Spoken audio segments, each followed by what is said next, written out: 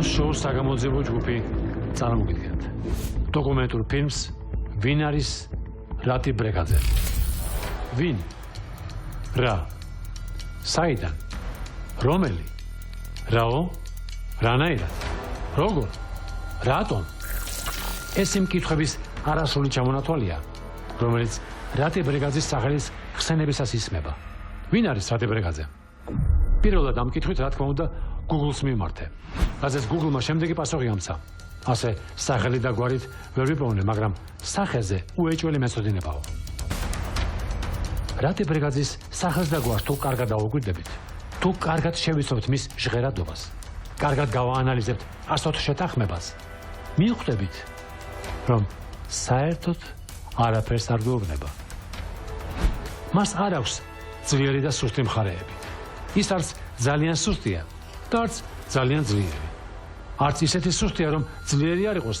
და არც ისეთი ძლიერია სუსტიც არაა რომ თქვა ის ძლიერზე ნაკლებით შეიძლება იყოს ან სუსტზე მეტი მოკლედ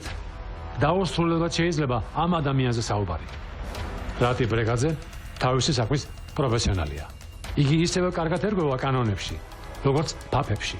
მიიღო გარკვეული ფაფები სხვადასხვა სახის რატი ბრეგაძემ ბრმანაწლავის ოპერაცია საკუთარ სახლში გაიგეთა რადგან ფიქრობდა რომ საკუთარი ბინა აკმაყოფილებდა უმაღლესი დონის კლინიკის სტანდარტებს ირკვევა რომ იგი ინტელექტ კლუბის ერთ-ერთ ჩაწერაზეც არის ნამყოფი რატი რასაც როდისში იმყოფებოდა არა სტუმრის არამედ კითხვის სტატუსით დიახ ინტელექტუალებს დაუსვეს კითხვა ვინ არის ეს კაცი ის თამაში ინტელექტუალების მარცხით დასრულდა სხვათაშორის ბოლო დროს რატი გამოირჩევა უგულო განცხადებებით მეტიც იგი ისეთ უგულო განცხადებებს აკეთებს რომ მას აშკარად არ აქვს გული არც სული